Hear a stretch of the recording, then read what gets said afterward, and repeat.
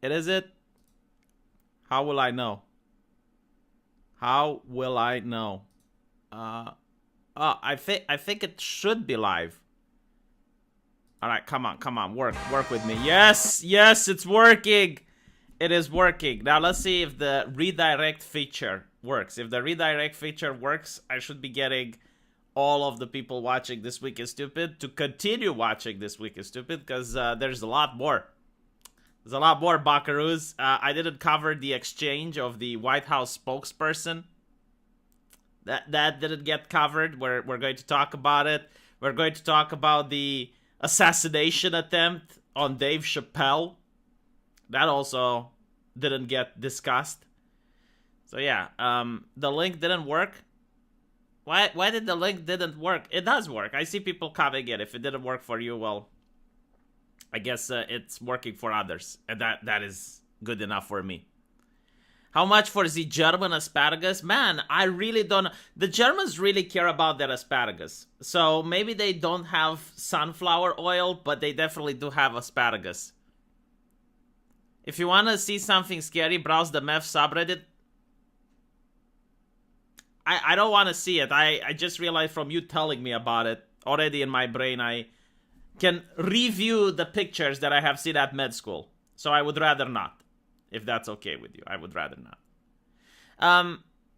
Link didn't work. It's not supposed to be a link. It's supposed to redirect people. That's the problem. Like, when This Week is Stupid finishes, it was supposed to redirect you to my live stream. So if it didn't work, I'll try it again next week. There's nothing I can do now. All right, let me just try one more time. Oh, whatever. You know, you guys maybe can share it around on my Discord if you can. Yeah, it is sad. I don't know. Like, YouTube is being a little bit problematic today, but it's okay. You know, I got 140 people watching. I'm happy. So, let's talk about the assassination attempt on Dave Chappelle. So, prosecutor refuses to prosecute the person who did it. I mean, this is maddening. All right, it is so freaking blatant, because you can't even make the argument that, oh well, it's about race or anything like that, because Dave Chappelle is a black guy. Last time I checked.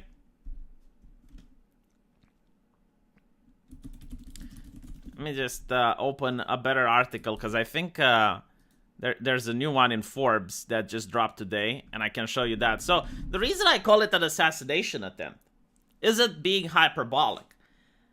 Police have caught the guy, and he had a gun on him. Now, the gun wasn't an actual firearm, but it was the type of a gun that has a switchblade attached. So it's a knife disguised as a gun. That doesn't really make sense, though. Like, I would think about a knife... a knife that's disguised as a gun. No. A gun that's disguised as a knife. Yeah, like, a gun that's disguised as a knife makes sense, right? Because, like, people see that you have a knife, they don't freak out, but in reality, it has bullets. Like, it throws bullets. So that would make sense. But, like, why would you have, like, a gun which scares people, but in reality, it's just a knife? I don't get it. But all right, fine, whatever. So, for those of you who don't know, but I'm pretty sure everyone does, Dave Chappelle is a great comedian, and he manages to get certain people to freak out. And I don't think, like, even in human history, like, a court jester was under attack, or a clown. Actually, no, never mind. A clown was attacked. Do you know which clown got attacked? Like, you can actually look it up. Lenin's Revolution. The first person they shot was a clown. So they went to a circus. There were two clowns there. One of them got shot. So I guess this is part of the progressive agenda. You know, like going after comedians and sometimes dangerous ways. I need to be careful with the words that I'm saying on YouTube, you know. You know what I mean. So yeah, they went after Dave Chappelle. And the first time that I saw it, I was like, well, why would you do that? I mean, the man is on stage, right? Surrounded by people that paid to be there. Like, obviously he is around his fans. So why on earth would you try to... All right, give me a second. There's some technical difficulties here. Why would you go on stage and try to tackle him or whatever, right? And the response is that he didn't try to tackle the Dave Chappelle. He tried to shank him, to assassinate him. That's what happened.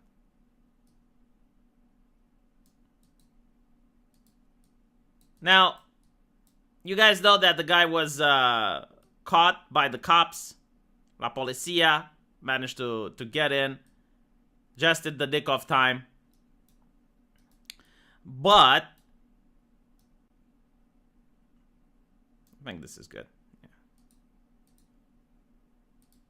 But the guy should face charges, right? He's a danger to society. I mean, if he attacks Dave Chappelle, who else is he attacking? And it turns out that the LA district attorney won't press charges. Man, I really like the American legal system where the prosecutor can just say, yeah, I'm not going to apply the law. Why? I don't care. I'm not applying it. Like, this is just weird. So, the LA district attorney has declined to file felony charges against the man accused of attacking Dave Chappelle on stage. Misdemeanor charges are still possible. So, misdemeanor is like driving without a seatbelt, littering. You know, I think like trying to assassinate a comedian is a more dangerous act than a misdemeanor. But I guess what do I know? The prosecutor said while criminal conduct occurred, the evidence as presented did not constitute felony conduct. He had the knife. He tried to tackle a man on stage. What do you think he was trying to do? Give him a kiss? I don't think that's the case. Chris Rock did ask if it was Will Smith, yes.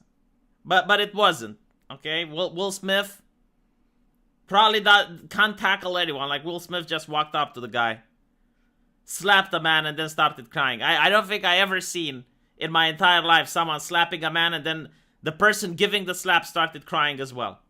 There were more tears on Will Smith's face than there were on Chris Rock's in its entire life. Like, Chris Rock, if you were to put all the times he cried in his life, he would have probably had less tears than Will Smith had that day on his face. So, the district attorney's office referred to the case to the LA City Attorney Office, which could file misdemeanor charges. Carla Smith, a representative for Chappelle, told Forbes on Wednesday that the comedian is fully cooperating with the police investigation. I just want you to understand, like, the reason this is dangerous is because it can set a precedent. Like, it shows that if you tackle comedians on stage, there's nothing that's going to happen to you. This is far worse than what happened with Will Smith. And I noticed that there's a deafening silence from Kathy Griffin and other comedians.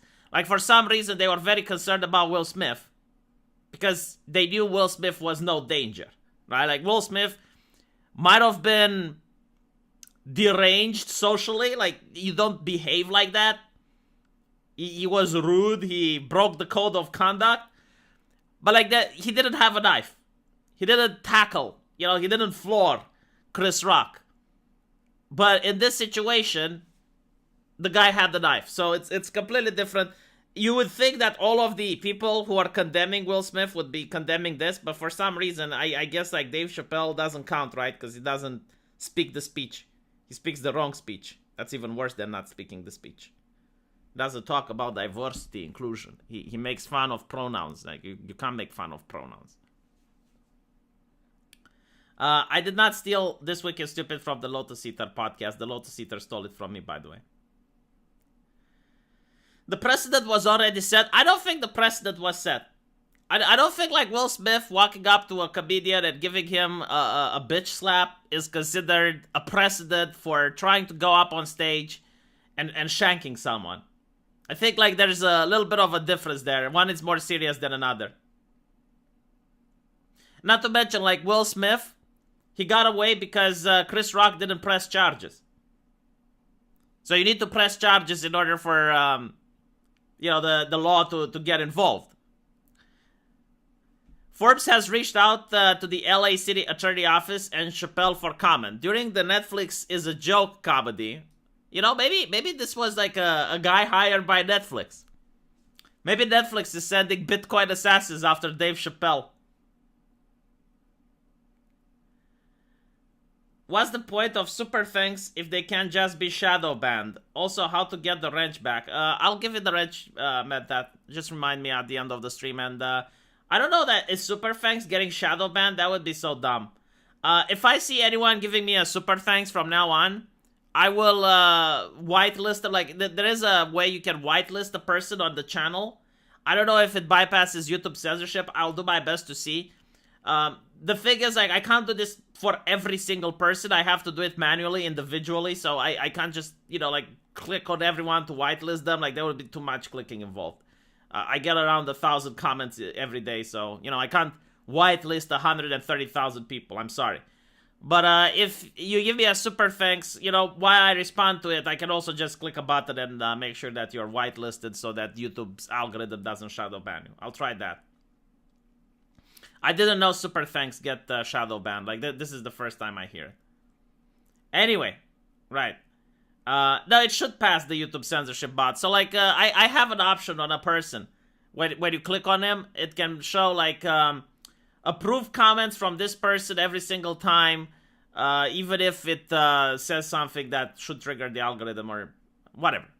Anyway, right, back to Dave Chappelle. Chat, you're distracting me. God damn it. Why do I allow you to distract me like this? During the Netflix is a Joke comedy show at the Hollywood Bowl on Tuesday, a man from the audience jumped on stage and tackled Chappelle. The man was allegedly... Why are you saying allegedly? Man, like, the police found it. Like, there's video evidence. There's no need for allegedly. He was holding a replica handgun that contained a knife blade. Chappelle was not harmed during the attack. Police arrested the 23-year-old Isaiah Lee for felony assault with a deadly weapon, and he was held on $30,000 bail. In a statement to Forbes on Wednesday, Netflix said it strongly defends the right of stand-up comedians to perform on stage without fear of violence, and the company cares deeply about its creators. Simon said that the attack was unfortunate and unsettling. So Netflix is siding with Dave Chappelle. I mean, that's a good thing, by the way. I like the fact that they're deciding to speak up about this, much to the reeing and dismaying of their employees. Maybe you're going to get another Netflix walkout for like, how dare you defend this man? Do you not know that he said things, and because he said things, it can be tackled? Yeah, a toy gun with a real bayonet, pretty much. Thank you for the $2, Alphonse. I appreciate it. Oddly, comedian Chris Rock was recently... See, this is what I don't get. Like, oddly. Why is it oddly? Comedian Chris Rock, who was recently slapped on stage by Will Smith, joked about this and saying, was that Will Smith? Why is it oddly?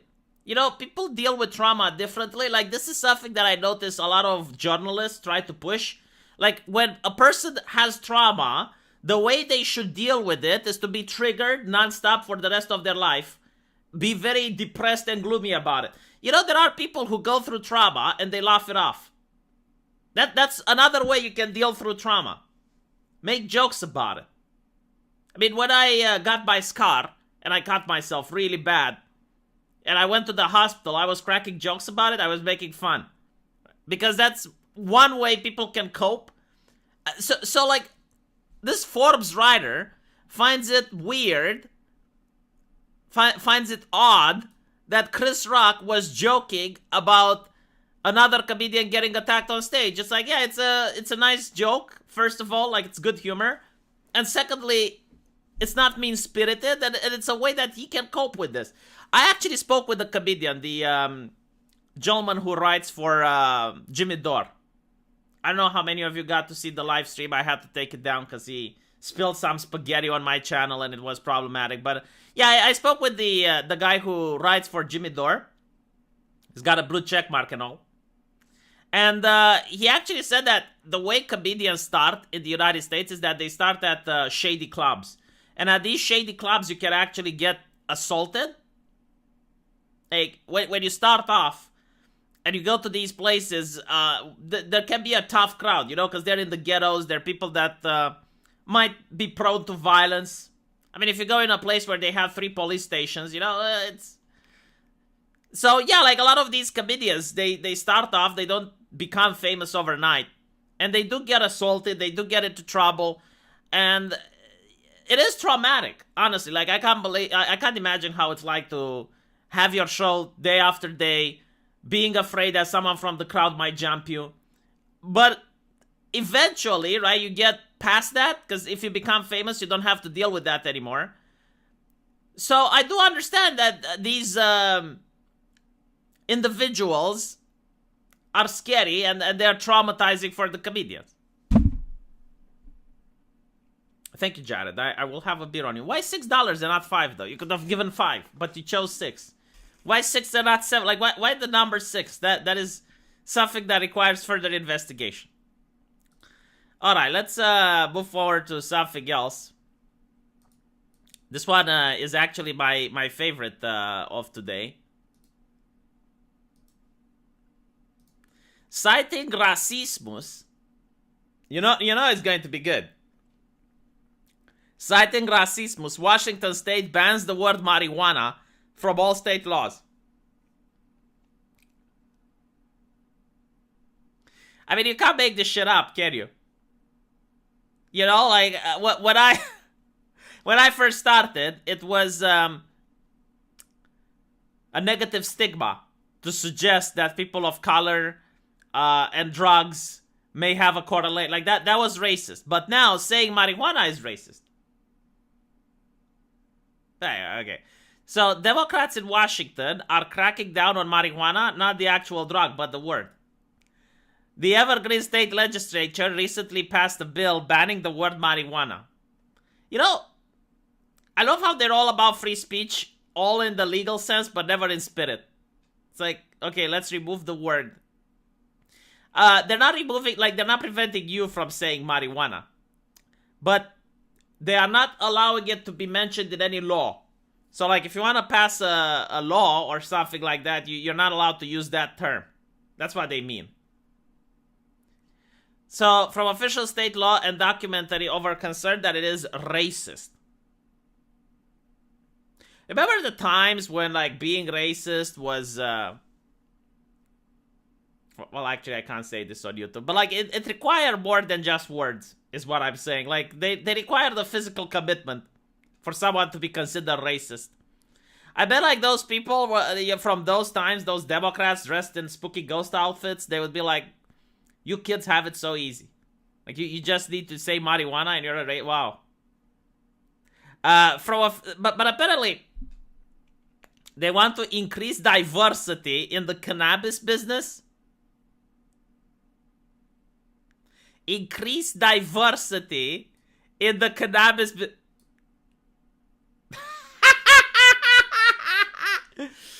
Oh my god. Like, by the way, like, are there black people who are like, I always wanted to have Pepperidge Farms, but I could never because that white man keeps me down?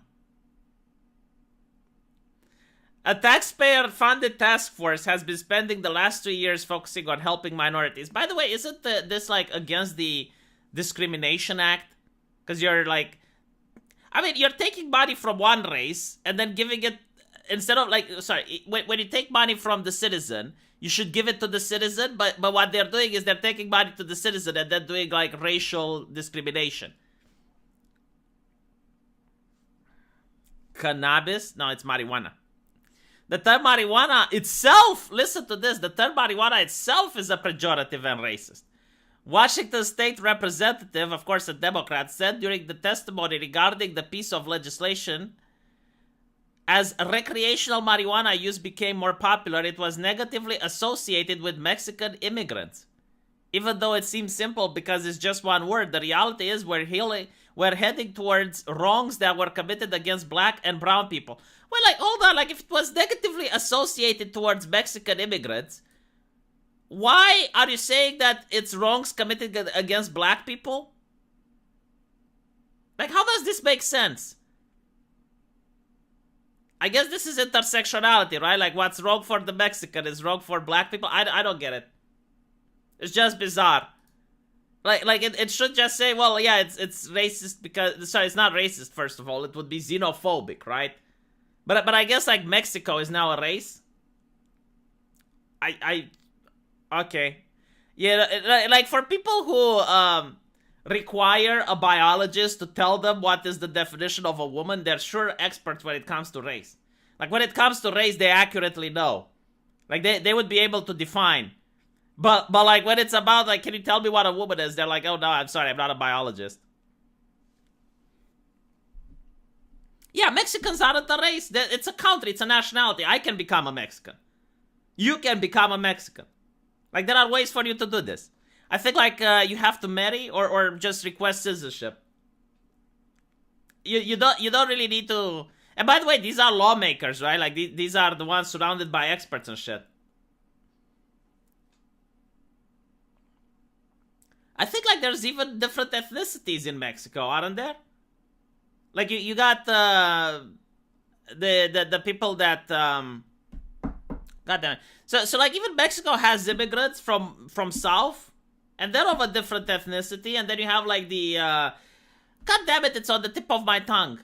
But there used to be like the Indians, right? Like the natives, sorry, like the natives that lived in Mexico and they mixed with the Spaniards. And then they have like, so that's one ethnicity, and then you still have descendants of the original indigenous people. Like, I think you have like 3 or 4 ethnicities in Mexico. So like when you say, well, yeah, the Mexican race, that sounds ridiculous. Well, again, like I haven't looked into this, but like just looking at the geographical area and imagining the history of Mexico, I can safely say that, yeah, no, it's more than. But like even then, it's the logical fallacy, which is called the genetic fallacy, right? So the genetic fallacy says that because something comes from something bad, it must be bad. Like for example, if Hitler says that 2 + 2 = 4, then saying that 2 + 2 = 4 makes you literally Hitler. That's pretty much how they view it.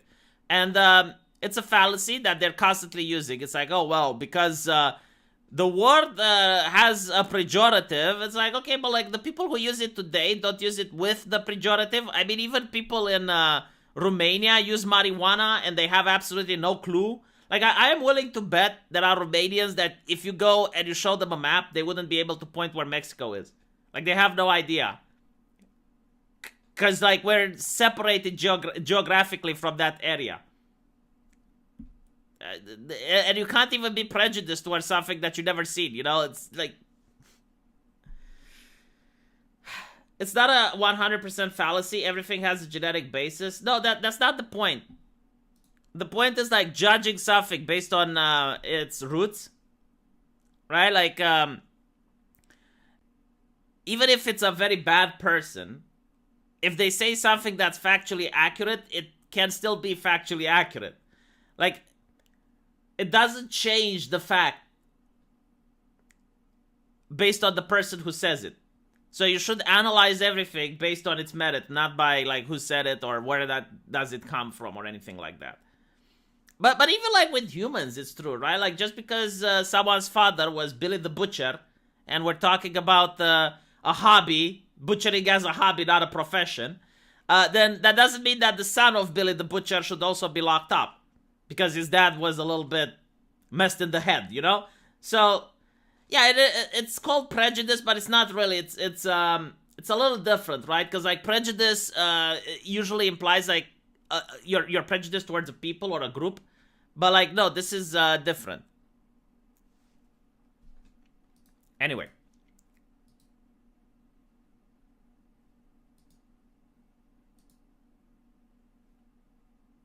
This is,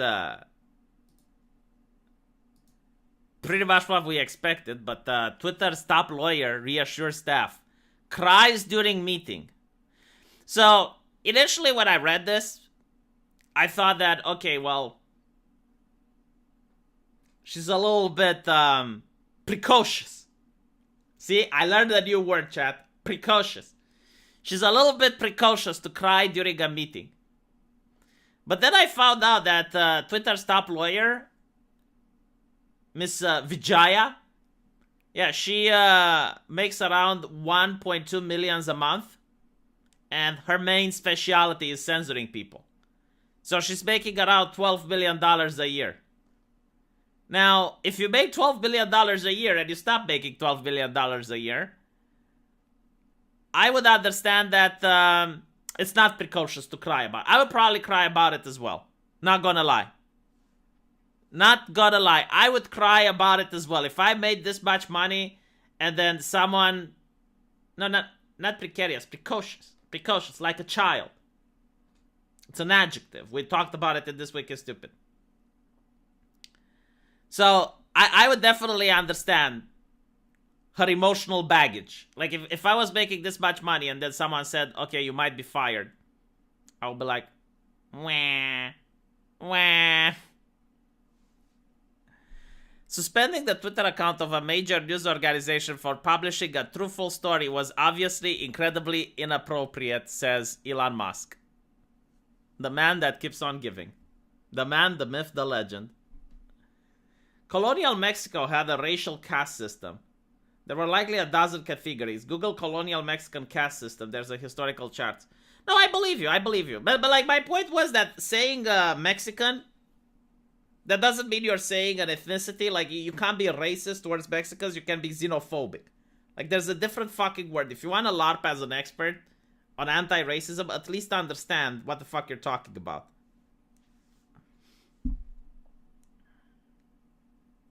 Holy shit, I got 232 people watching. Thank you. By the way, were you taken automatically after This Week is Stupid here? Were you redirected automatically, or was the chat not doing its thing? Because, like, there's a new system, Redirect Live, and I was trying to use it. Hopefully it worked. I guess I'll never find out. Oh yeah, this also happened. Anna Kasparian from the Young Turks was a little bit upset. She was a little bit precocious. Let's see if we can watch the video together. Family leave. We don't even have affordable childcare. Can you hear it? You know what? You don't even need to hear it. Just look at the body language, and then we'll talk. All right? And the people who fight against those... While you're telling me if you can hear it or not, you can just look at the body like look here. Alright? So precocious. Alright, let's listen to the arguments that are being made. We don't even have paid... She's always upset. Yes, but now she's a little bit upset more than usual. Family leave. We don't even have affordable childcare in this freaking... I mean, you know, through most of the human history, those things didn't exist. I'm just saying, and there are countries in Europe where they don't have... Like, actually, in most places of the world, they don't have these. So, this is just... I don't think it's even that way back. I think it's during the time that my grandparents were alive. You didn't have, like, the concept that the government is going to take money away from people and then redistribute it. So, how did it work? Well, people had extended families. So, like, let's say someone has a farm. What they would do is, like, okay, they will have, like, 5 or 6 children so that the kids look up after them when they're old. But, like, the idea that it's like, well, how are they going to raise the kids? Well, poor people can have children, Anna. I don't understand. Like, if you were to make the argument the other way around, like, poor people shouldn't have kids, that would sound really bad, wouldn't it? Because it would be heartless. I mean, like, who the fuck are you to decide? And this is literally the same argument. Like, what they are saying is, like, poor people shouldn't have children. That's what they are coming out with. We don't even have paid family leave. We don't even have affordable childcare in this freaking country. Okay, and the people who fight against those kinds of laws are Republicans. And yet... What do you want them to do with their kids when they have to go to work? What do you want them to do? How can they go to work if you have a government that gives you safety and shuts down your business, Anna? You know, like, it's kind of funny because they also supported the government mandates, and they also supported like all these policies that leads you to be unable to define what a woman is, and now it's literally their ideology coming back to hound them. I mean, I don't give a shit about this conversation, by the way, but I just find it interesting. Like, you built a house of cards where you support a woman being nominated to the Supreme Court who can't define what a woman is, and now you're for women's rights. You know, like, you did this to yourself. This is self-inflicted. What do you want them to do? I want them to answer that freaking question. Answer the question. Journalists, ask them the question. You know, I'm clipping this. And whenever I will find something in This Week is Stupid that's like something that the journalists don't want to talk about, then I'll play this clip. That freaking question. Answer the question. Journalists, ask them the question. Ask them. Ask them. Isn't it amazing? God damn. Look at it. Look. Amazing. Ooh. God damn. Ooh. Isn't it amazing? God. Is this like what is she doing though? What is this display of strength here? Isn't it amazing? God damn. Ask them the goddamn question. God. Isn't it amazing that not one Democrat... You know, is this live? Is this live? Because I have a feeling there's a little bit of acting involved if it's not live. Like, you can edit this out, you know? I think he meant pretentious, not precocious. Dude, I'm using precocious. Shut the fuck up. It's a meme now. Journalists, please respond. Yes, journalists, please respond. has shown 1% of the passion that Anna has today. They don't care. They They're don't fine. care. They're They don't fine. care. Well, they don't care, Anna, because the way human beings function. I'll tell you why they don't care. I can explain, all right? You didn't care about them when they had problems. Like when people were complaining that they can't go to work anymore, when people were complaining that they're locked in their houses and shit like that. That was their grievances. Now, you could have just said, like, okay, let's find the middle ground. Let's find something. You know, you kept going to work because you're a media company, so you kept doing your job. But, like, other people didn't have this privilege.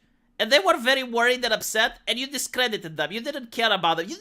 Like, is there a single issue that right-wingers have that you at least pretend to care about?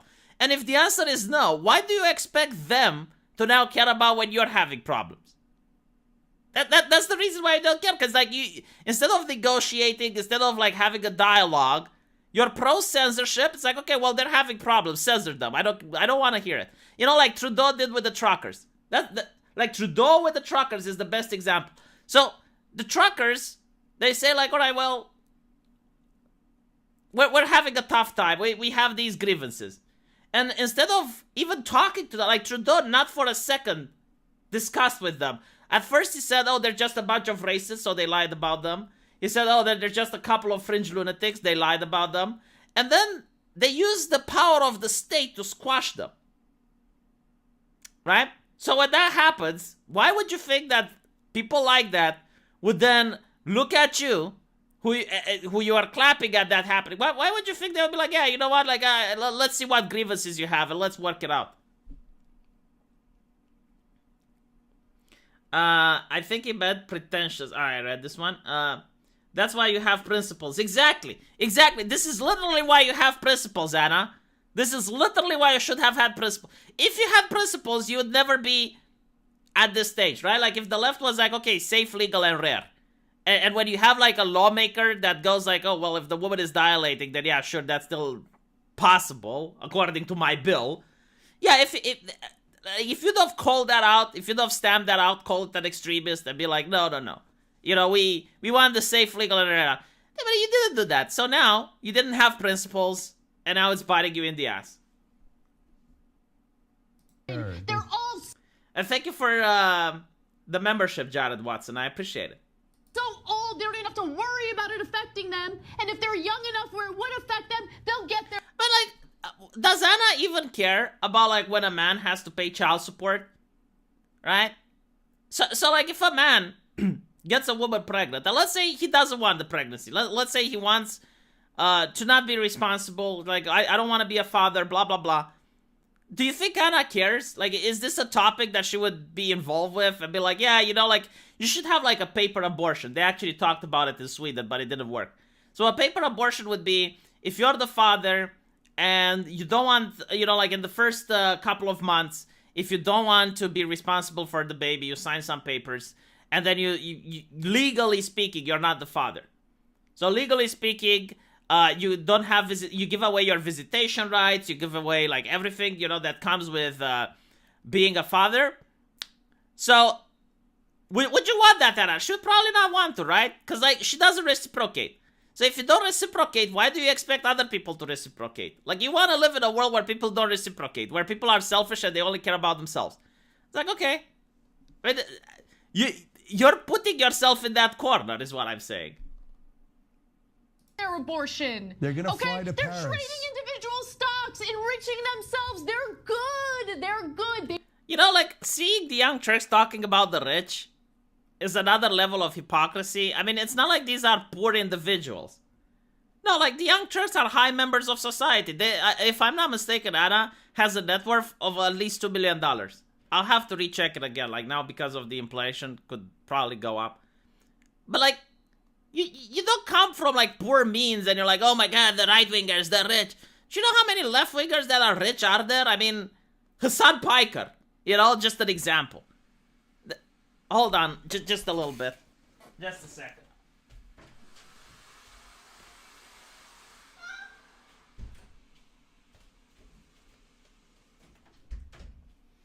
Yeah, Hassan Piker, just an example. Like, I could go on through so many millionaire leftists. Like, the left is not the party of the poor anymore. You don't get to pull the, oh my god, they're so rich card. Like, you're rich as well. I wonder if Anna isn't trading stocks. Like, this concept, oh yeah, well, they're trading stocks. I don't think that's true. I don't think like that they are, I think you are trading stocks with them. I think everyone is trading stocks. Like, if you have money, what are you going to do with the money? Just look at it. She's worth 2 million. Oh, there we go. How I control the troll with magic. They don't care about you. Anna, do you like, not to mention, Anna actually said that she thinks women who voted for Trump are dumb. Like, I don't think you care about them either, Anna. Let's stop pretending. Make sure you understand that and you feel it in your bones. They don't care about you. Do you honestly think that I believe for a single second that the Democrats care about Republicans? Like, you have managed to create such a division in the United States that, yes, the Democrats don't care about the Republicans and the Republicans don't care about the Democrats. I would even say, like, given the identity politics,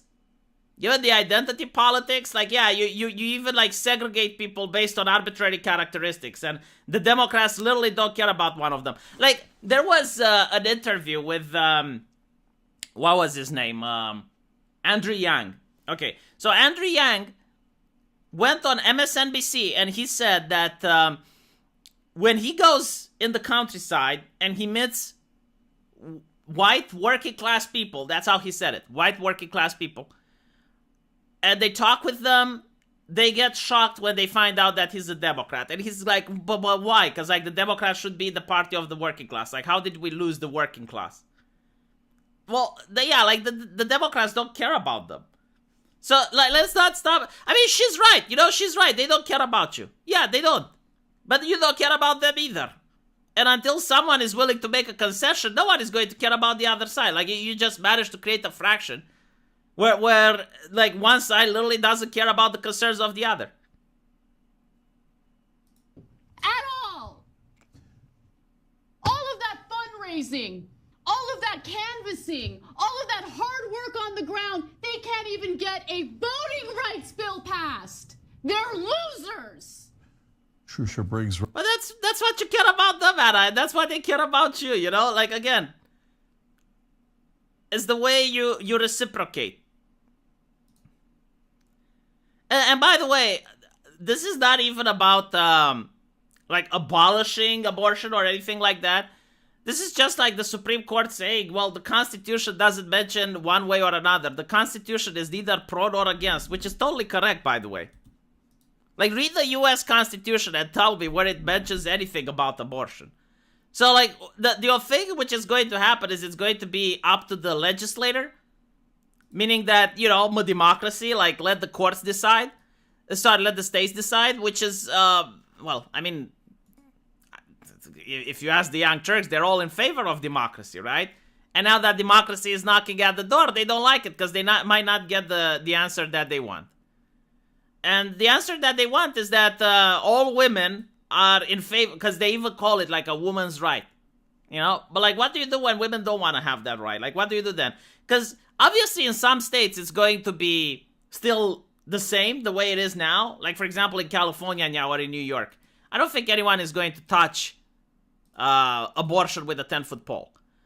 Because they will never get elected again. But you will have, like, especially southern states and other places, like Florida, for example. But yeah, you're going to see that even women, like, support the... I wouldn't even say a ban, but, like, the restriction of it. Because at the end of the day, when you look at the polling, this is what I found very interesting, right? Because I actually looked into this. When you look at the polling, people are against the extremes. And almost everyone, like, this is on the left and the right, like, people are against either outlawing it completely. Even right-wingers, like, don't want it outlawed completely. And left-wingers are also against promoting it, glorifying it, and having it, like, you know, like, one day before dilation type of thing. Like, no one supports these extremes. And the vast amount of voters, they want something reasonable, probably like what we have in Europe. Hello, Synchro. How's it going? Anna needs a good polling. Yeah, well, I don't think the young Turks care about polls, literally or figuratively. Which Eastern Europe country has the most hot men? Well, I'm not really aware when it comes to men. For obvious reasons, but I guess Romania, because it has me. So, take that for what you will. I did the soy face there. I was supposed to stream with Koa today, but unfortunately, she had something else to do. Like, it's kind of annoying. Like, I'm going to have a talk with Koa about this. Didn't have time to have the talk with her, but I will. Like, she's the one asking me for the collabs. And it's like, okay, well, if you want a collab, you know, I have other people that wanna. And I want Sunday to be a collab day. So, like, if you don't want to do it, that's fine. But, like, don't say you wanna and then, like, call it off. Anyway, right. Just a little venting on the stream. You should see the Lotus Eater stem cell video. You're a doctor and understand all of it. It involves... I'm aware of the controversy. So it's not something that... again, it's Eastern Europe. I do realize what regime change can bring, like the horrors. Romania also had, like... after the communism fell, we had a booming baby market. So it was about adoptions, right? So, well... Technically, it was about adoptions, because no one actually fucking knows. Because you would have, like, people coming from outside Romania, like US and Canada, adopting babies. And there were, like, the middlemans, the baby brokers, they called them. And they would go to poor villages, and they would say, hey, we can give you a color TV if you give away your kid for adoption. And then, like, no one knows what happened to those kids, right? Like, supposedly, they're with happy families in Canada or the United States. Although it begs the question, like, why would they come to Romania to adopt? The police said that there were cases with children trafficking or organ harvesting and stuff like that. But, like, yeah, I mean, the parents basically don't know. That's the thing. Like, the parents have no idea over these years what happened to their children. Which Eastern European country has the hottest women? Man, Moldavia has some really hot women. Like most Moldavians. Romania has also women that are very hot. Eastern Europe in particular. And then you also have Norway, like Sweden has some very beautiful and attractive women. Finland as well. Yeah, I can see 283 people in chat. Thank you for the viewership. I appreciate it. All right, let's pump up the chat. Pump it up. Your avatar needs a butt scratch animation. Does it lift the loincloth? Ask for a friend. No, it doesn't lift the loincloth. Susan would hate that. But I could make a butt scratch animation. That is true. Nah, I don't think, like, Greece has even the remote chance of being in the top when it comes to hot women. I love this one, okay? So you probably seen it, but I'll show it to you anyway. This girl is challenging cosplay stereotypes and fans are loving it. Anime senpai dan. You know, like, how do they like they make these statements? What is like the disinformation czar when you need them? Like fans are loving it. Dude, if fans were loving it, number one, you wouldn't have to say it. Okay? Number two, there would be a huge booming market for this. Whatever this is. Like if she was actually challenging cosplay stereotypes, and it like fans were legitimately loving it, my God, you know who challenged stereotypes? Redo of Healer, Goblin Slayer. Like these things challenge stereotypes. It's like, no, you shouldn't do that. That's too fucked up. But they did it. They did it, and they managed to actually be really good, because despite the backlash from the media and the gatekeepers and all of that, no, they managed to sell. It's quite interesting. Redo of Healer is one of the most controversial animes. So for those of you who don't know the story, it's about a guy who got raped brutally by the princess and other people. And at the end of his adventure, he suffered torture, physical, mental. Like he's completely broken, right? And at the end of the adventure, he manages to gain an ability to rewind time. So he rewinds time and maintains the power level that he had at the end of his adventure. So now he's like incredibly overpowered. He can do whatever he wants. And he decides to rape his rapist. Now, I like the philosophical question. It's like, okay, well, you know, if a person is tormented like that and tortured, obviously he has a right to rebel against his oppressors. Even leftists agree with that, right? Like the oppressed has a right to fight against oppression. But like, at what point is too much? At what point is there a line where if the person getting oppressed crosses it, he becomes the actual villain? Now, you know, like I enjoy the philosophical aspect of it, but there is also the fact that the press hated it, right? Like all feminists were like, oh my God, this is promoting rape culture, blah, blah, blah, blah, blah. Turns out that anime has a record number of female viewers. Like, women absolutely love it. There's like, and there was an interview with the creator of the manga. And, you know, like he pointed out that when it comes to anime, there are certain genres that women like and certain genres that women absolutely hate. And the genre that women hate, like this actually was very interesting, but the one that women will not watch is the isekai harem. So the isekai protagonist, he gets surrounded by all these beautiful girls, and they all want to get his attention, but he ignores them. Like, that is the anime that women absolutely cannot stand. They really do not like it. I guess, like, maybe they find it weird or something. But, like, regardless how good it is, regardless of the comedy, regardless of the act, like, women just don't want it. And neither, like, the reverse one, where, like, there's, like, a woman, and she's got, like, 5 or 6 dudes that are lusting after her. But Redo of Healer, like, I mean, that was, like, really interesting. Because, again, like, you're not going to see Kotaku admitting, oh my God, like, why is Redo of Healer having so many female fanbase? Like, what is wrong with women, blah, blah, blah. No, they're not saying that. The troll is growing on you. I knew that this day would come. Should we stage missiles in Romania, shoot Russia? I think they already did. It's called the anti-missile shield. But, like, why are we talking about this when we're discussing anime? Interspecies reviewers is also very cultured. Yeah, but I don't think, like, women like that. I don't have, like, the polling numbers. I'm really curious, though.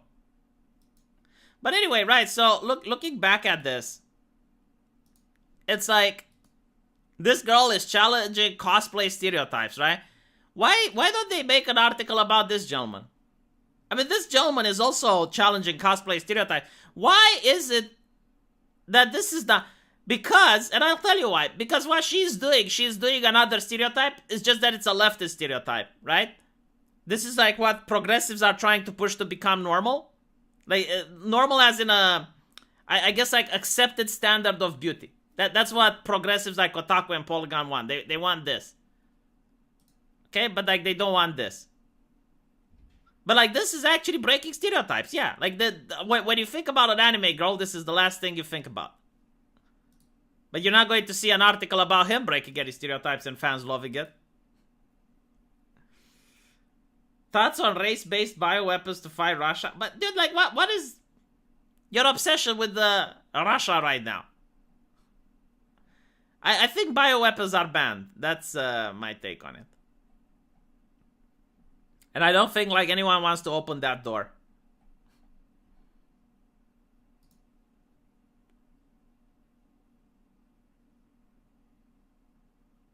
All right. Let me see what else we got. Oh, this one is great. Like I want to use this one. When you tell a joke so funny at work that HR wants to hear it, this is probably me every single fucking day.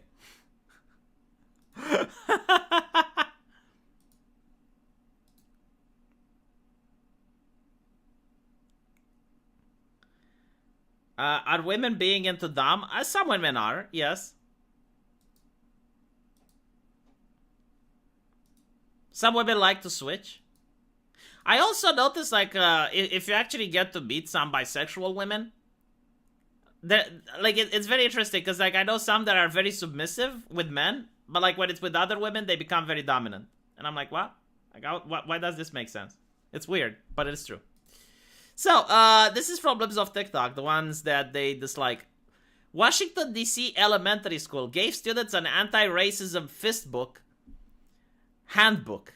Oh yeah, anti-racist fist. So like the fist is the Marxist fist. It symbolizes the proletariat, you know, like the rising fist of the revolution.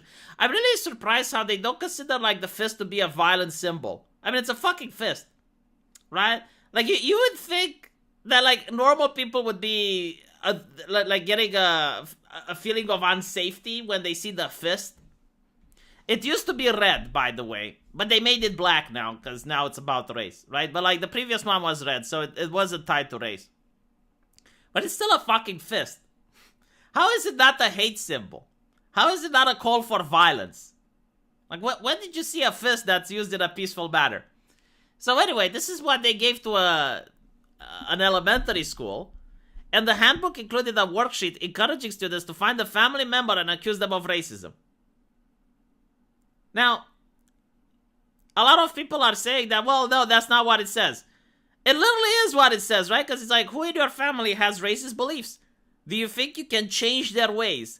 What is your strategy for dealing with them? It's like, if you go up to a person in your family and you're like, well, why are you a racist, uncle? You are accusing them of racism. Another worksheet in the anti-racism book given to elementary students says that if a student doesn't see racism in their life, it means they aren't paying attention. This is like going on and saying America is is built on a culture of thieves, and if you don't see stealing in your life, then you're a culture of if you don't see stealing in your life, you're not looking hard enough. Like, didn't a colleague of yours stole a paper from you at least once? Didn't someone try to copy your homework? Didn't someone try to borrow a pen from you and never gave it back? You know, this just proved that America is built on thievery. And every single institution needs to have an anti-thief in order to lecture people about why stealing is wrong. And the anti-thief would have to promote Christian values in order to make sure that people don't have like a subconscious bias of stealing. This is kind of what they are doing, right? Like, imagine if Christians would do this. Like, imagine if Christians would be like, no, we're not promoting Christianity. No. Like, we just want to deal with the culture of stealing that keeps going on. So, how many times did you not see someone around you that stole something, right? Like, for example, if Billy borrowed your pen and he never gave it back, that's stealing. And if you benefited from Billy's handwriting, like if Billy gave you his signature using a stolen pen, you benefited from that theft. So you're complacent. It's systemic. It's a system of thievery. And the only way to stop it is to hire anti-thieves in every single institution, in every single place of business, and the anti-thieves would promote Christianity and Christian values in order to deal with the unconscious bias of thieves. I know it's a very good way to put it. I'll actually make a video on my main channel about it. But you can do this with almost every single shit, right? Like, and imagine like how hyper aware people would be if you were to actually create a moral panic about stealing, right? Because like every person has stolen something in their life, all right? Like how many times did you not borrow a pen from someone and forgot to return, like legitimately forgot to return it? Or maybe, you know, like you need a piece of paper, like you're at the university. Like this happened to me a couple of times. It's not punishable by the penal code. I had to look up at it. But like it happened to me a couple of times. You know, like I'm sitting at a bench at the university and I don't have a paper. And I look in the bench and I find a paper there that's probably left by someone that was before me. So I take the paper. I took it. It's not mine. It didn't belong to me, but I took it. Right? It's a piece of paper. I don't know how much it's worth. It's probably less than 10 cents. But still, right? Like that's stealing, technically. I mean, that's a crime. The Romanian penal code does not punish theft of something that's less than $5. So, like, if you take a pencil or if you take a paper, I mean, obviously, it's probably because you would swamp the courts, and it's not a danger to society if you do it. But, like, even though legally it's not theft, like, morally it is, how many of you have not pirated? You know, like, who amongst you never pirated in their entire fucking life? I didn't, of course. I have never. But, like, I'm asking, you know, like, there are certain crimes that people commit. And if you were to make the society hyper-aware of this, you could. You can also do about lying. Right? So you can say, well, we live in a culture of lying. Everyone lies every day. And in order to abolish lying, you need to have anti-liars and truth-tellers. And they will make sure that they will make your company be an honest company that people can trust, and they will promote Christian values in order to do that.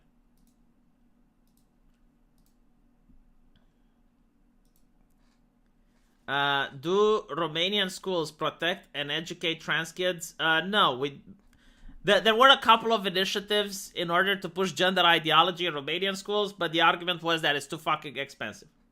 And like that's pretty much how Romania shuts down a lot of these things. It's like, how much does it cost?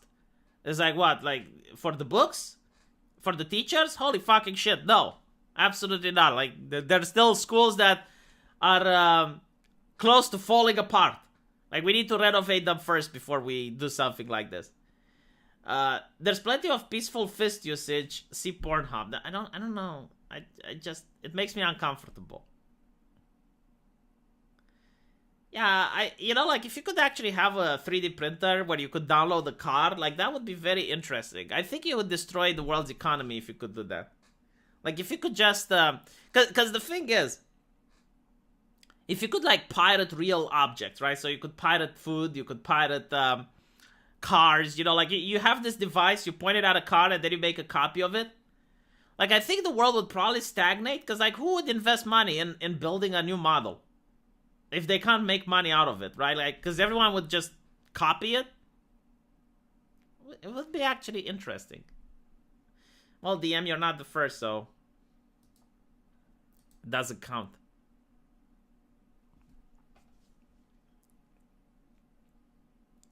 You can print guns? Yeah, but it's not the same, because okay, so you still need the material to do it. I'm telling you, like, a sci-fi thing where you could just holographically, you know, like they had like that hologram in Star Trek Voyager with the Doctor, but like he was kind of like a real person even though he was a hologram. I never liked his storyline. It was such a dumb storyline. Like they went with the hologram just because they had Data in the Next Generation, and Data wasn't really oppressed that much for being a robot, so they thought, oh well, the oppression for being different is something we could do, but like we can't use robots because we have Data, so let's do it with the holograms. Okay, let's go to something else. This one is Norms so broken down that it's kind of the Wild West out there.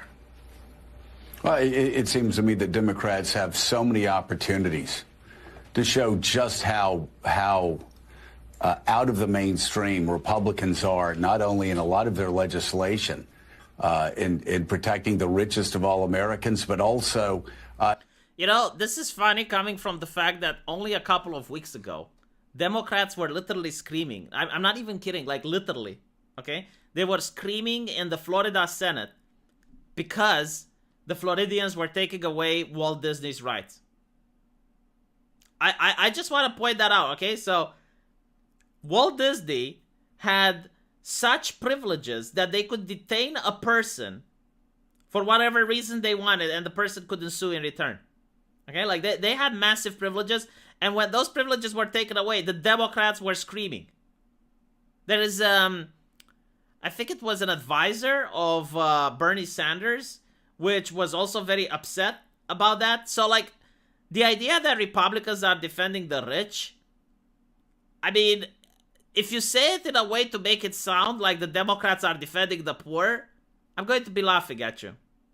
In their viewpoints about what America means, that it is the nation that has a Statue of Liberty at the head of New York Harbor. This is the first time I hear anyone on MSNBC talk about liberty. Like, usually they talk about equality, equity, diversity, our democracy. But this is the first time I hear them actually talk about liberty, and it's in the sense of a statue, right? But it's not an MSNBC host, it's a guest, so I guess it doesn't really count. That we are a nation of immigrants, that we are a diverse... I really hate this concept. It's like we're a nation of immigrants. You're a nation of conquerors, actually. Okay? You went there and you conquered stuff as warriors. I don't... like, the Indians didn't just welcome immigrants from Europe. Okay? Like, that's not how it went. Diverse nation, and that our diversity has always made us powerful. Oh, there we go. Now they're talking about diversity. I thought they were going to be talking about liberty a little bit more, but it was like just a jump start to go to diversity. And that's why they picked the statue. That's why they didn't say, well, you know, America is built on freedom and liberty. And also that we are a nation that has turned its back on our original sin, and we keep moving towards being a more perfect union. But Willie Geist, when you see, and this is what I was talking about at the beginning of the show, that 2022 is really going to be a referendum, not on Joe Biden. It's going to be a referendum on the Republican Party and the future of the Republican Party, especially when you look at some of the people. I mean, that's what you like, I guess. You know, like, you don't want a referendum on the inflation, the economy, the way he dealt with the pandemic. You don't want a referendum on the pullout from Afghanistan, the conflict in Ukraine. Like, no. That okay, well, let's not talk about that. Let's have a referendum on the Republicans. What happens, like, okay, you know, like, I like this. What happens if the Republicans get a massive red wave in the next elections? And they manage to sweep the country and, like, everyone, a lot of states turn red. What are you going to do then? What is that? The referendum, or you will say, oh no, well, they probably lied, they misinformed the public, they that are running in the primary, and some of the horrific things that they are saying. I mean, you just look at this number. Well, at least they can say what a woman is. At least they can accurately define what a woman is, unlike the Supreme Court justice.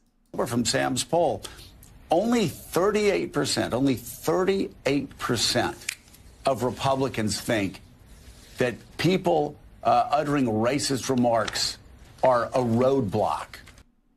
Dude, you have the highest, well, I don't know if it's the highest, but you have, like, no, actually, yeah, it's the highest price of oil that I can remember in my lifetime.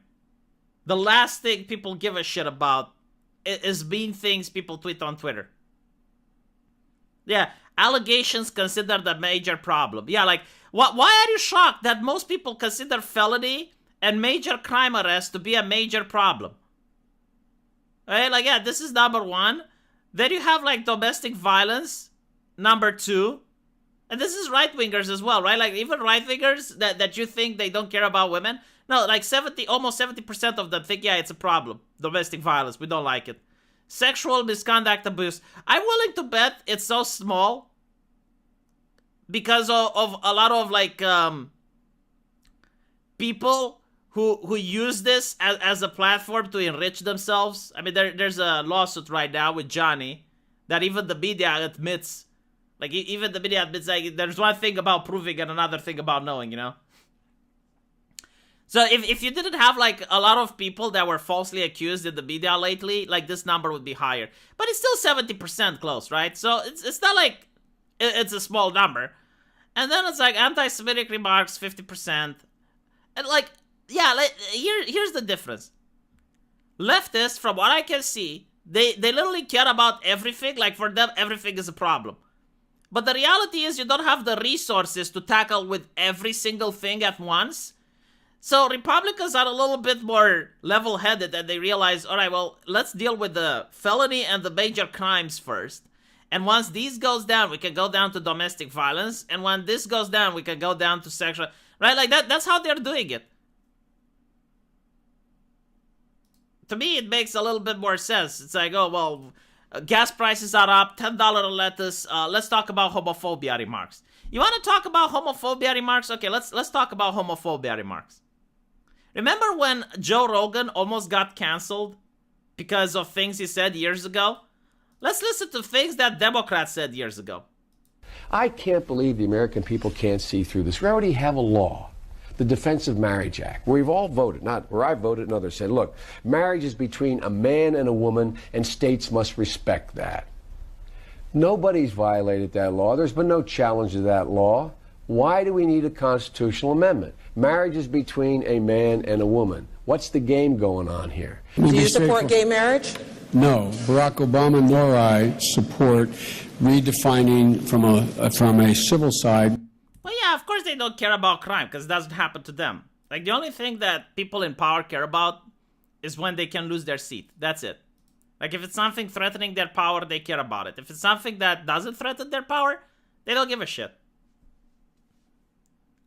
So, you know, I just want to say that, oh, well, they care about homo. No, they don't.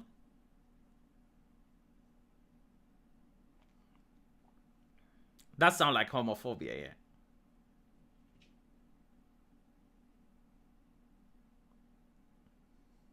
A politician says what people want to hear.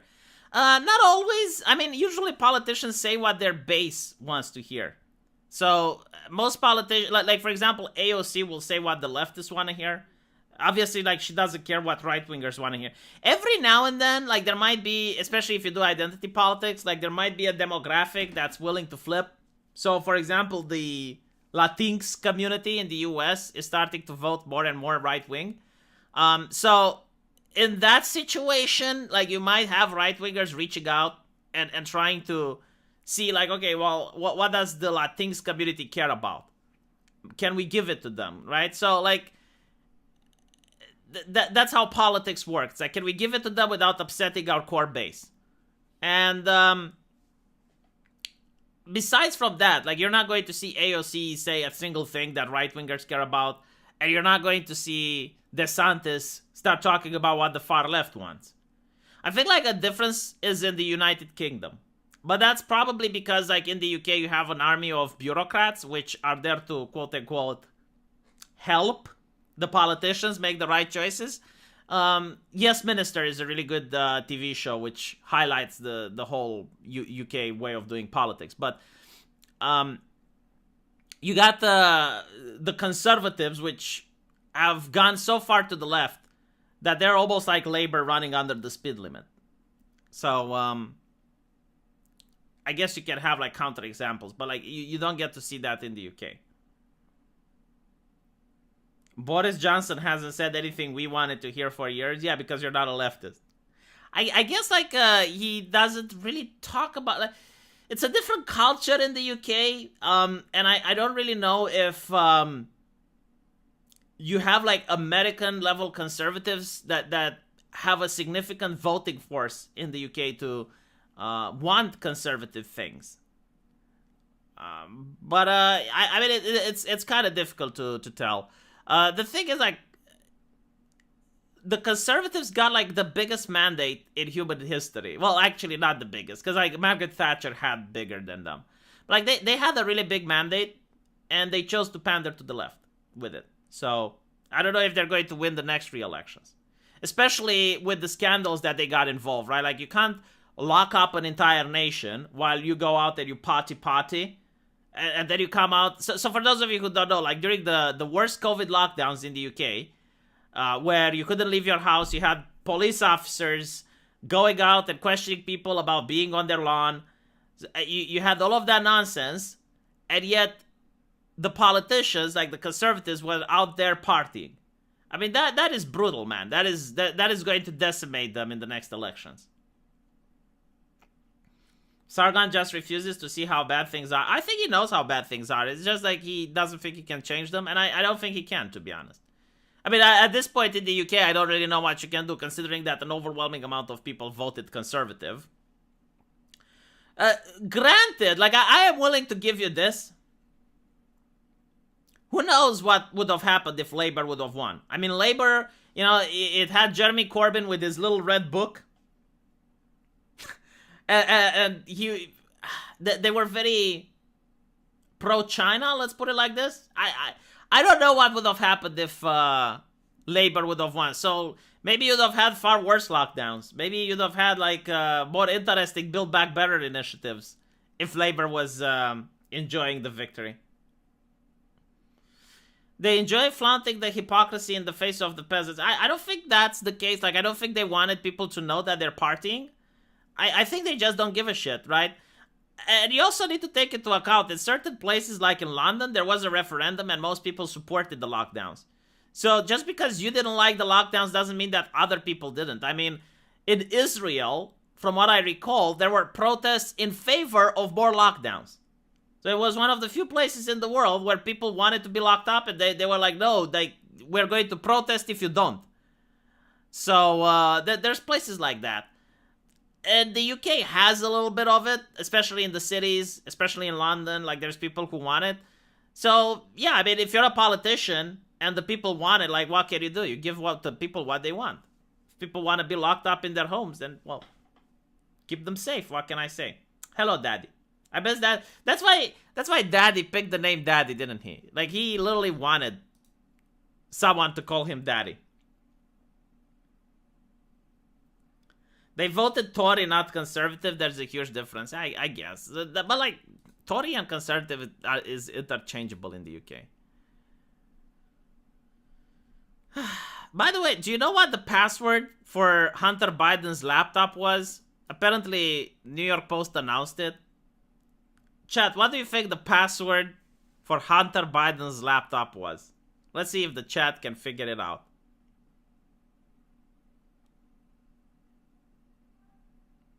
Going to wait a little bit for the lag to catch up with the chat.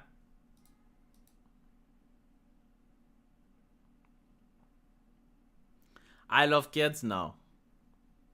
No, it's like if that was the password, you'd have probably heard it by now.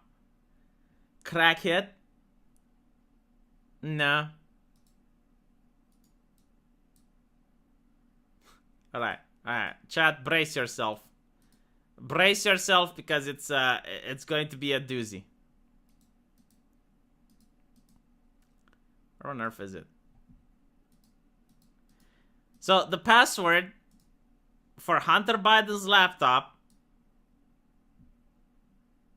is analfuck69.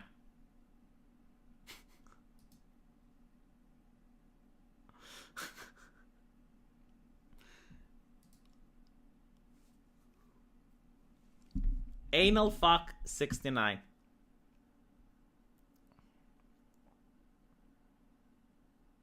No, you wouldn't have heard about it. No, you would have heard, because like the elections are over now, they can talk about it. I can say it on YouTube. Yeah, I mean it's on the New York Post.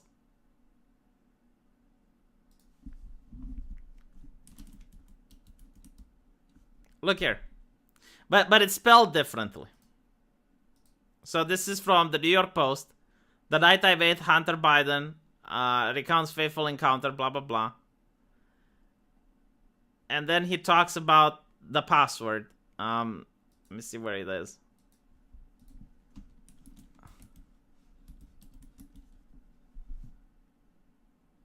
I need to check to see if the images are okay, but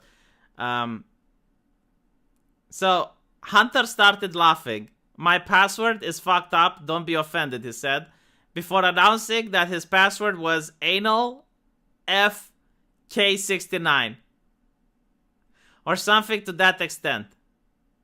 His inebriated condition made it difficult to understand his speech. My eyes widened a bit and I told him that maybe it would be best if he tried to log in himself. Hey, you fixed it, he stated, slugging slightly. I asked if he had an external keyboard that he could use to get around the failure of his internal keyboard, and he just looked at me blankly. Here, you can borrow this one to perform the recovery yourself, I told him. That's why I don't have to check it and bill you. Just bring it back when you are done. It would have... So, like, well, apparently what happened is that he went to this repair shop with his laptop and was under the influence of what? We don't know. The story doesn't mention. Probably alcohol, probably something else. But while under the influence, he probably forgot that he left the laptop there with sensitive information for a repair.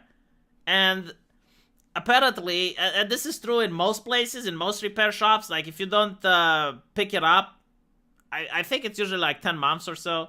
But like if you don't pick it up, then the guys own your stuff. And the reason for this is quite simple, right? I mean, it becomes trash, really. Like, they need to throw it away. Because believe it or not, like I worked at a computer repair shop, and there were a lot of people that kept leaving stuff there and never picking it up. So you want to be able to throw it away without being sued, because you don't want the person coming back after a year and being like, hey, I left my thing here. It's like, where is it? Oh, you're not giving it back, blah, blah, blah. So you make a clause that's like in 10 months, if they don't pick it up, then you own it. So that's pretty much what happened there. And normally, like, they would throw it out, but because it was, like, Biden's, I mean, it was like, okay, well, maybe the media wants it. I'm liking the way the avatar is set up right now. It's better than a box in a corner. I get it, but, like, it makes it better for videos when I'm in a box in a corner. I guess the aesthetics is going to be different. So there's one for my gaming channel, there's one for my live stream, and there's my face on the regular channel. Aiden needs to release the entire Biden laptop research paper. Aiden, when are you releasing the evidence? Then the FBI raided Project Veritas for it. Yeah, I've heard about that. Apparently, like, Project Veritas is also having...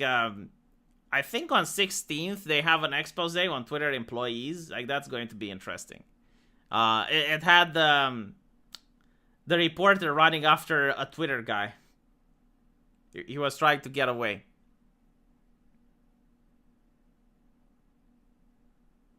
He just ate a good helping of Parmesan. That's as high as it gets. I don't get the reference, but I don't know. I mean, it's interesting to see how everyone handles this like a hot potato. Like, besides the New York Post, a lot of people were afraid to touch it. The story, I mean. Like, even Fox News, from what I can recall, like, they didn't talk about it that much.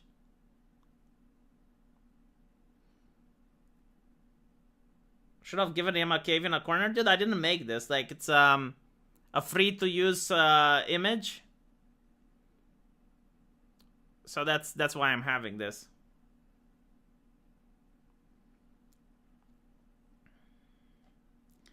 Have you never snorted Parmesan? No, I don't even know what it is. I thought it's like a salami. Or is it like cheese or something? I don't know. You smoked cheese thinking of... Okay, now I get it. Alright, yeah, so I should have collabed with Koa today, but that's not going to happen. She canceled in the last minute.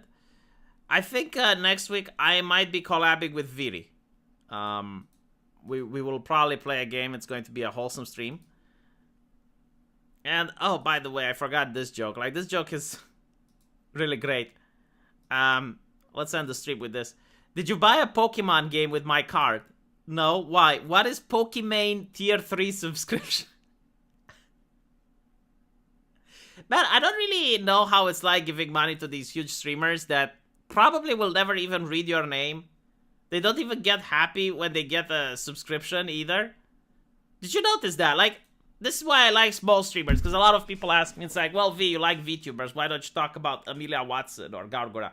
And it's like, well, I like them, but like, when you interact with a small streamer, like when you give money to Gargura, like, she doesn't even read the super chat. And I don't blame her, you know, she doesn't do it out of malice. But there's just like so many super chats that she's getting that there's no way you're going to be able to make a difference. Unless you're donating to her like $1,000 or something, then she notices it. But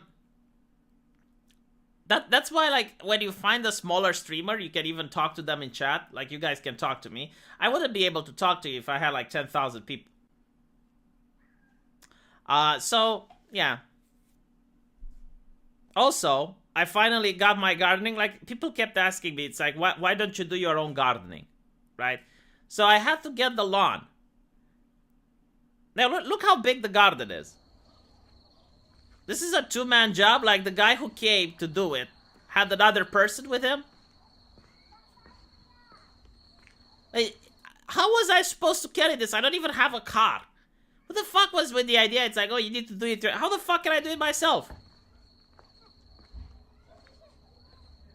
Watering it is a hassle, by the way. Like, I opted for just a gardening hose. The house is pretty big, yeah, but it's in Romania. It costed me 90 grand. I still haven't paid for it. I still need to pay half more. I still have the mortgage that I need to pay. What the fuck do you want the chick? How about I put the chickens up your ass, man? How about I put the chickens up your fucking ass? Where do you want me to hold chickens in this place, huh? Stink up the entire place.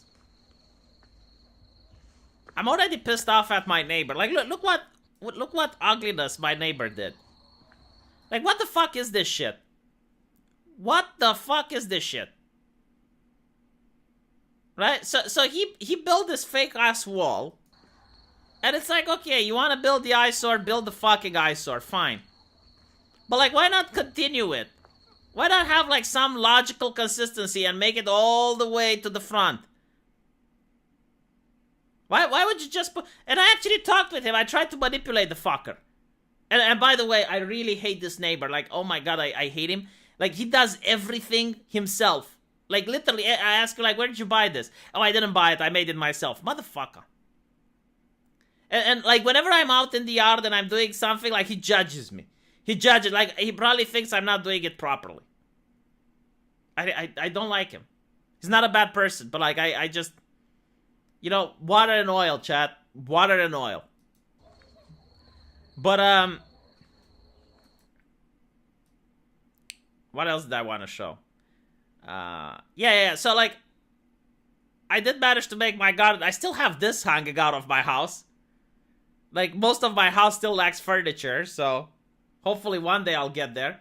I stopped watching other YouTubers frequently. Got blackpilled after Kuf and Trump. Only watch you and Sargon occasionally. Also wrench me. Yeah, I need to wrench Mentat.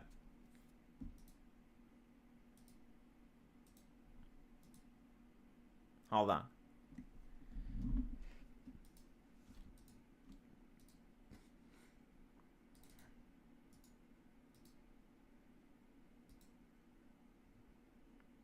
Where is Mentat now? Where is he hiding? Ah, here we go. Why do you want to wrench Mentat? You get it.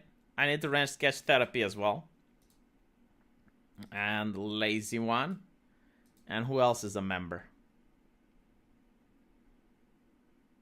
We'll wrench them next time. Don't want to wrench everyone in one day. Looks like an operating theater? What the fuck are you smoking? How is this looking like an operating theater? What is wrong with you? There's so much work I need to do around the house as well.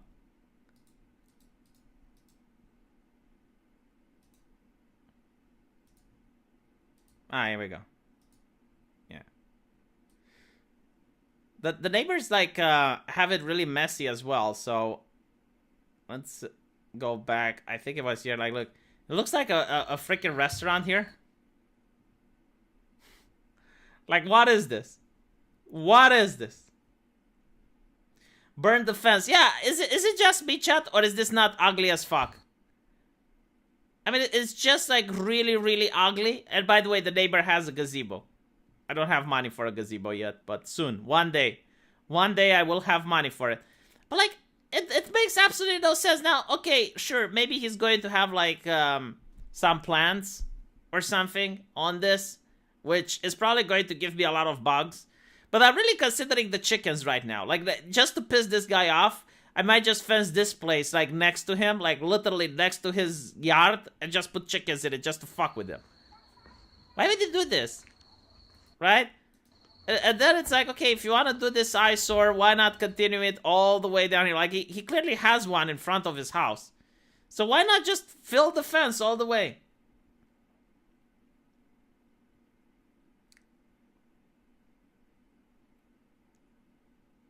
Paint it white. Yeah. It is what it is. I mean, you know, it's his property. We don't have like the housing committee that people in the US do, which is a good thing, by the way. But still, you know, like, you should at least talk with your neighbors before doing something like this. Because at least I try to. I mean, I try not to upset people, which is why I didn't get chickens. Because I don't want to upset the neighbors. I already have a hot tub, Aiden. Oh, a hot tub outside? Like, that's a horrible idea. I give way too much weight to such a little thing, I guess.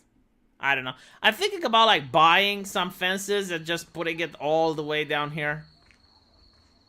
And then it's fine. I'm becoming an old man, is what it is. Like, I would put them on my side and go all the way. And then there's nothing he can do about it. Gazebo and fence fund. The fence isn't his property. This one actually is, because as you can see, this is the fence, which is like the common property, right? But he built his on his side of the fence. So this is literally his property. Like this right here, it's on his property, so I can't do anything. If you're upset about him having a fence to not see you, you're the annoying neighbor. It's not that I'm upset that he has a fence not to see me. It's that I'm upset that he didn't continue the fence. Like, it makes no sense. Just put like these two here and then leave all the other place open. It's not aesthetic, is what I'm saying. But I'm not the annoying neighbor because I didn't tell him anything about it. Like, well, I did actually. I tried to manipulate him. I was like, oh my god, this is so beautiful. This is so gorgeous. What a nice idea. What can you put more of them? Like, can you add more? Because they're so good. They look so great. Just put more of them. So I did try. I did try to manipulate him. But I'm not going to make a big fuss out of it. I'm not going to start complaining or whatever, you know.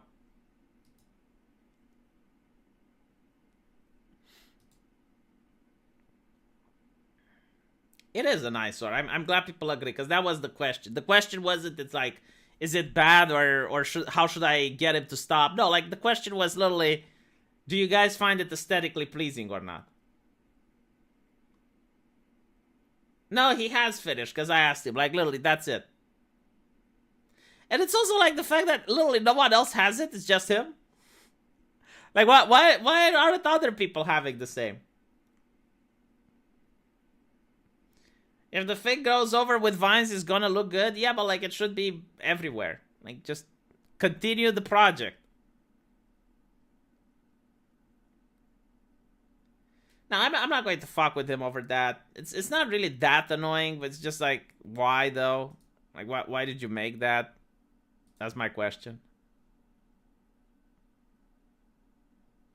Don't talk to him. Start a 30-year feud.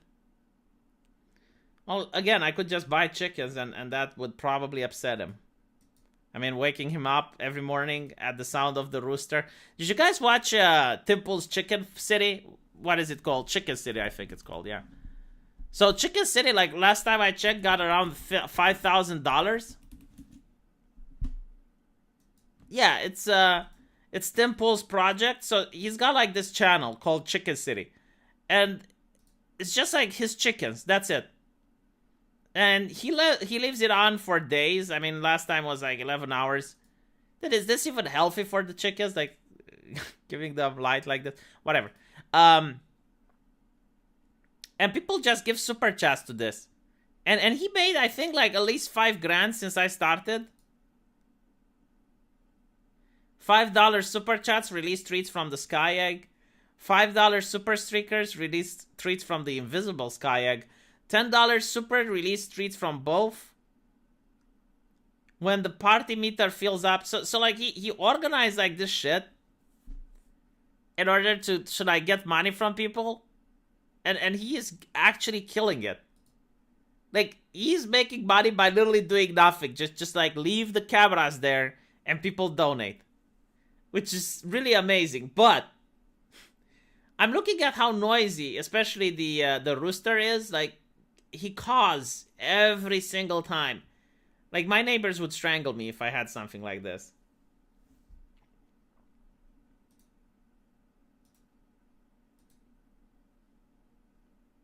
Imagine people have their favorite chick and one day it's gone. Ooh. Yeah, actually, I think like Tim Pool is going to get in trouble with some animal lovers when that happens. Because like a lot of people aren't mature enough to realize like the purpose of a chicken.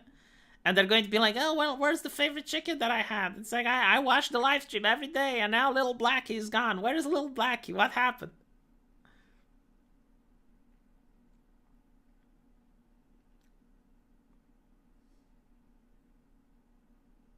The guy's making money from filming docs.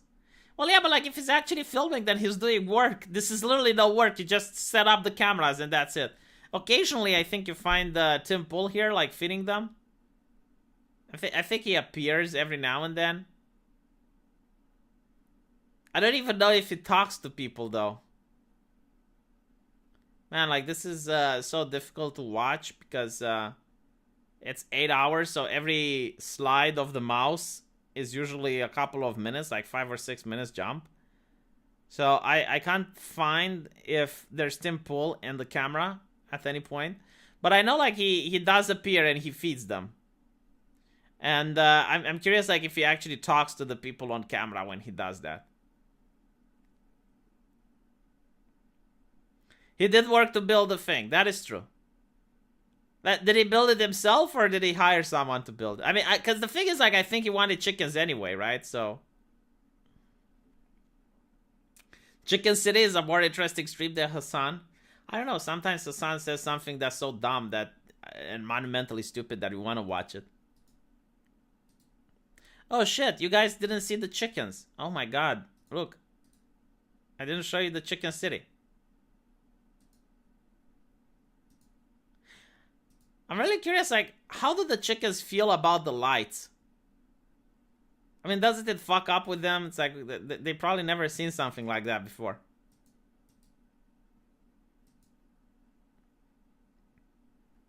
Tim Pool has like a medieval barony castle. I mean, he is a billionaire. I just realized a couple of weeks ago, it's like, holy shit, I have so many millionaire friends. I got the Quartering, I got Tim Pool that I spoke with. I mean, he's not a friend per se, but like I know him. I can get in touch with him if I want.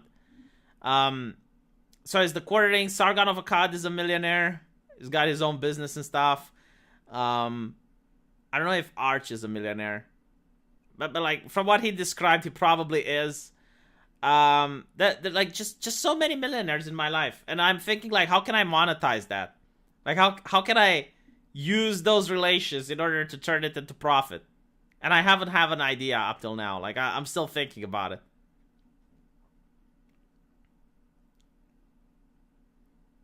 Chicken strip club. Yeah, I mean, Sargon has an entire enterprise, right? He's got, like, the Lotus Eaters. That's a legit business. It costs a lot to operate, so. Yeah, the Quartering is a billionaire. I mean, he bragged about it on stream. Begged them for money. I don't... Like, if I had the need, like, let's say I needed money right away or I would be in huge trouble, I could probably borrow some from Sargon. Like, he would probably lend it to me. But I would never, like, ask him, like, hey, just flat out give me money. You know, like, it would probably not help me either. Like, just getting a huge influx of cash that's like a one-time offer is probably not good. Like, look at how many people win the lottery and then end up being worse than they were before. Millionaire City. You know what? That might actually be a good idea. Like, I could have, like, an enclosure, and I could get Quartering and Tim Pool and Sargon and throw them all in, and then film it and call it Millionaire City. That would be great. Convince them to fund your media startup. I don't have a media startup.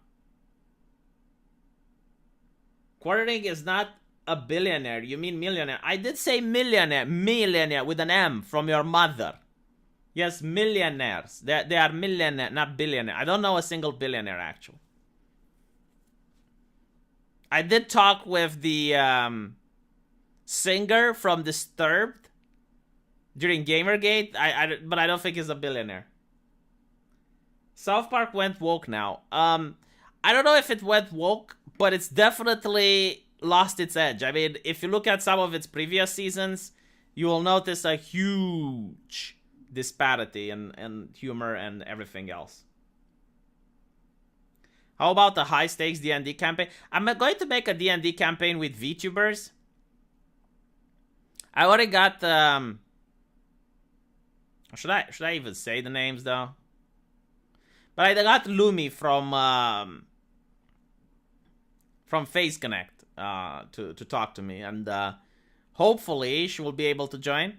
She live streams on Twitch though, so that's a little bit interesting. I'll have, because like the thing with Twitch is that even if you follow all of YouTube's TOS, you might still get a problem with Twitch. Like, they have a couple of other rules. You're not able to say simp as a pejorative. You're not allowed to say cuck as a pejorative. So, I mean, okay. I guess I can do it. It's not a problem. But like, I will have to read on all the other rules.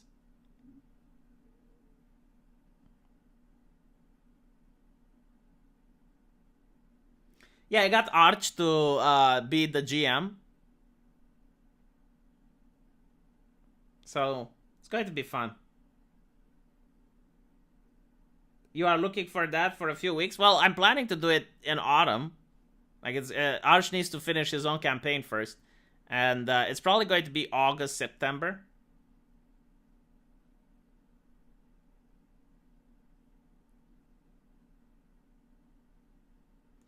Yeah, I hope Arch is not going to brutally party wipe the VTubers. But from what I can tell, like, Luby is a really good player. Like, she plays 4X strategy games and stuff. And she wants a friend of hers to join. So we're going to see how we work it out. Of course, Viri will also join. Get the Quartering to give me a coffee advert deal. I don't really need the... Like, here's the thing. I could use the money, right? Especially now, because I'm paying mortgage and stuff, so I would definitely be able to use the money. But I don't like making advertisements, especially on my main channel. I think advertisements is a waste of time for the viewer, and I don't think, like, the viewer appreciates me, like, pausing the video and going on a 2-minute rant, like, talking about coffee and stuff.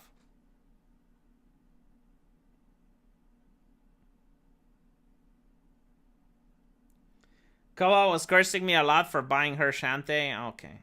Well, I do think, like, she got a boosted viewership ever since I got her Shantae, so. Should be able to sell bath water. Maybe I can sell the water behind me. I can sell some troll water from behind me, and that would be great, wouldn't it? Would people buy it, though? Like, would people buy troll water? It's fresh. It's good troll water. I drink from it every day.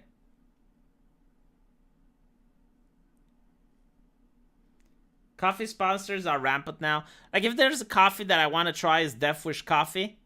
I already bought it to Uni Luna. She's probably going to drink it on a stream. Sometimes. I don't know when. It's the strongest coffee in the world, allegedly.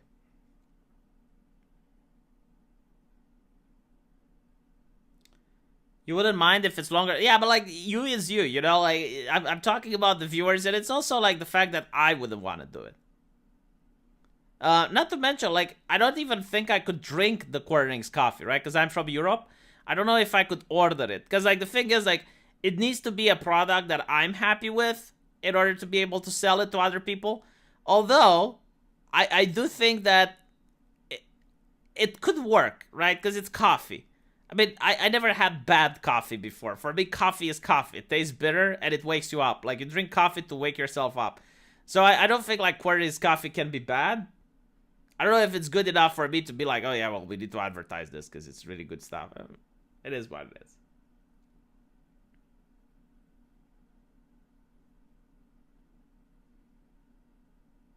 I buy some of Quarterings coffee out of principle, but I'm not an American, so it costs twice as much. Yeah, that's another thing. Like, if I were to advertise Quarterings coffee, how many people from Europe would buy it? Raid Shadow Legends never contacted me. Raid Shadow Legends never contacted. They contacted Arch. They upset me. Because I asked Arch, it's like, hey, can you talk to them to talk to me? And he said, like, no, they don't do the business with Romanians. And I'm like, racismus. But, you know, they get the stick. I wouldn't have, I think, like, Raid Shadow Legends is something that I would advertise just because it's a joke at this point. Like, it's a fucking meme. Like, it's such a meme that I would be like, yeah, sure, why the fuck not? And I would be able to put it up there and everyone would laugh because it would be hilarious. Anyway, right. I guess I should end it here on a high note. So, hopefully you guys like This Week is Stupid. I guess, like, when we're going to go into the midterms, there's going to be more interesting news. And I'm also thinking about playing a game, but I don't really know what to play. Because, like, when I play games, I get from 300 people watching all the way down to 50. So I usually, like, try a game and then stop playing it. But I'll think of something. Thank you, Jared Watson, for the $5. The Quartering could at least set you up with solid advertisers you might consider backing. Yeah, but, like, the Quartering doesn't owe me something. It's not, like, his job in order to help my channel. And secondly, I don't need advertisers. I mean, I'm happy with the amount of money that I'm making right now. Obviously, I could always make more. But, like, I would rather make more because I'm putting up good content and people want to watch it, you know? Anyway, right. Thank you guys for being here. And I will see you tomorrow. Take care.